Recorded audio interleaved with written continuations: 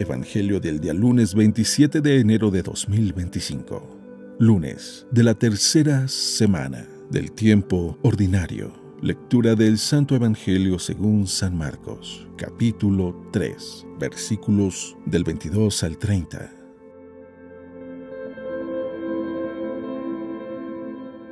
En aquel tiempo, los escribas que habían venido de Jerusalén decían acerca de Jesús: Este hombre está poseído por Satanás, príncipe de los demonios, y por eso los echa fuera. Jesús llamó entonces a los escribas y les dijo en parábolas: ¿Cómo puede Satanás expulsar a Satanás? Porque si un reino está dividido en bandos opuestos, no puede subsistir. Una familia dividida tampoco puede subsistir. De la misma manera, si Satanás se rebela contra sí mismo y se divide, no podrá subsistir, pues ha llegado su fin. Nadie puede entrar en la casa de un hombre fuerte y llevarse sus cosas si primero no lo ata. Solo así podrá saquear la casa. Yo les aseguro que a los hombres se les perdonarán todos sus pecados y todas sus blasfemias. Pero el que blasfeme contra el Espíritu Santo nunca tendrá perdón. Será reo de un pecado eterno. Jesús dijo esto porque lo acusaban de estar poseído por un espíritu inmundo.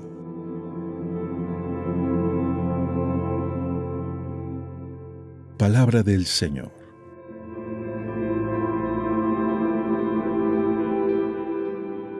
El día de hoy, el Evangelio según San Marcos nos habla de lo que los fariseos y escribas decían de Jesús.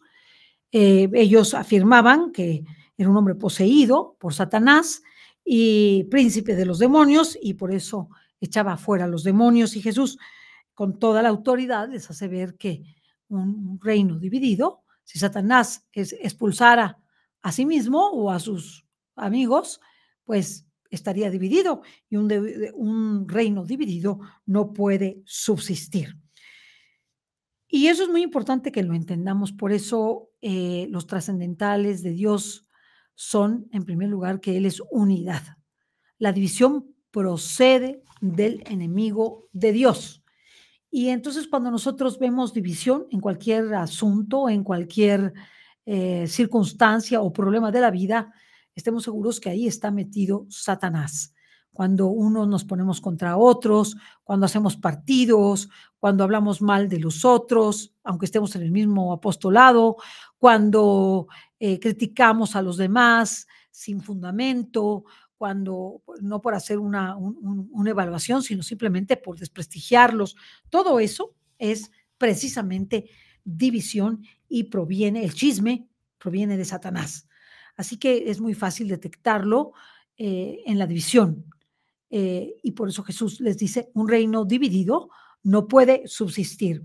Pero Jesús va como al fondo de la problemática al hablar de los pecados contra el Espíritu Santo. Y él habla de las blasfemias contra el Espíritu Santo no pueden ser perdonadas. ¿Cuáles son esas blasfemias? Y te las quiero recordar. Primero, la desesperación de salvarse, es decir, cuando pierdo la esperanza de la salvación o no creo en la misericordia de Dios.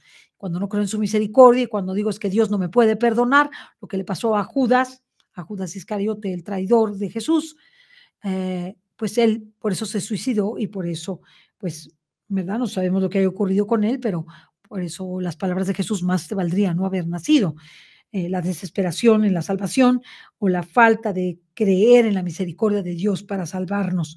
La presunción de salvarse sin merecimientos, es decir, que ya por el solo hecho de ser seres humanos, pues ya nos salvamos, podemos hacer lo que sea y al cabo, al final de la vida me voy a arrepentir.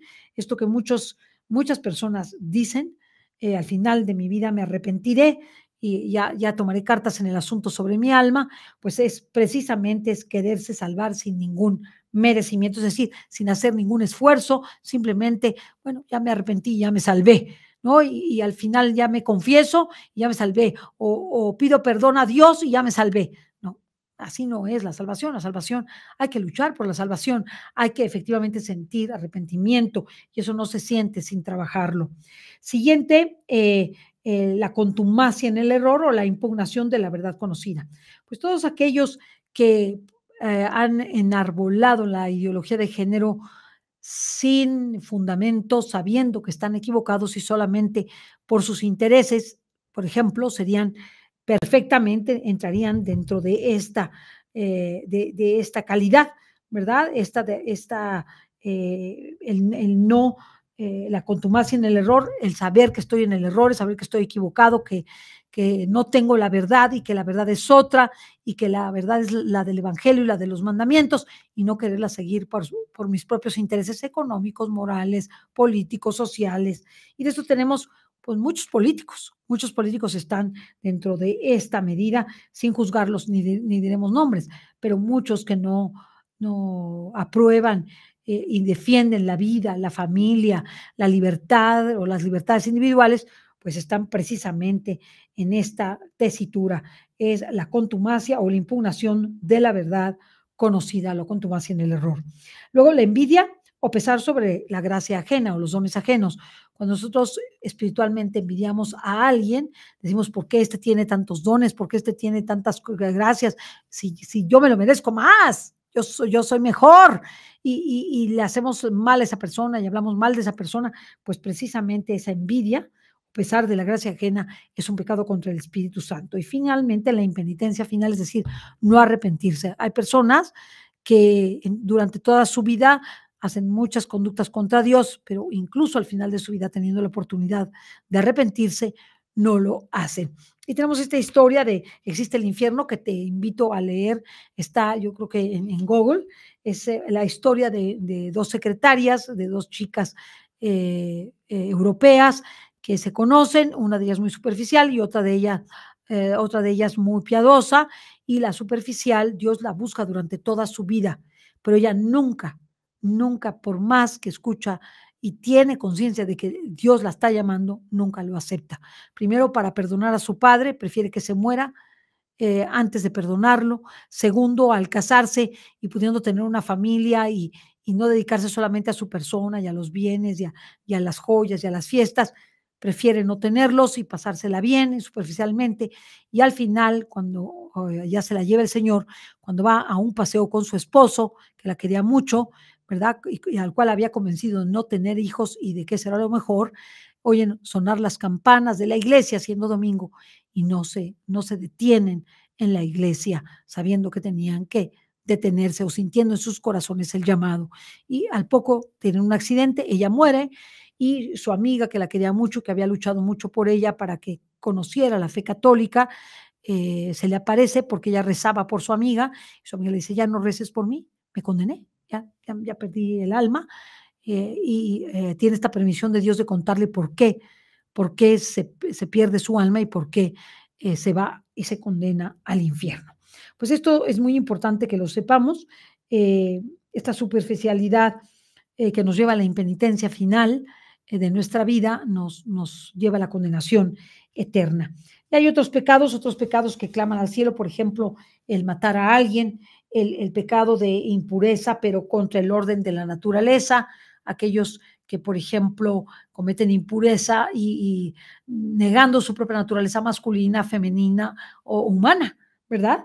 Y también, por ejemplo, la opresión del pobre, de la viuda, del huérfano, defraudar o retener injustamente el jornal a los trabajadores. Pues esto también son pecados muy grandes, son pecados que claman al cielo y de los cuales debemos siempre cuidarnos, sobre todo de no ser injustos con nuestros trabajadores y no retenerles el salario cuando les podemos pagar, hacerlo a tiempo.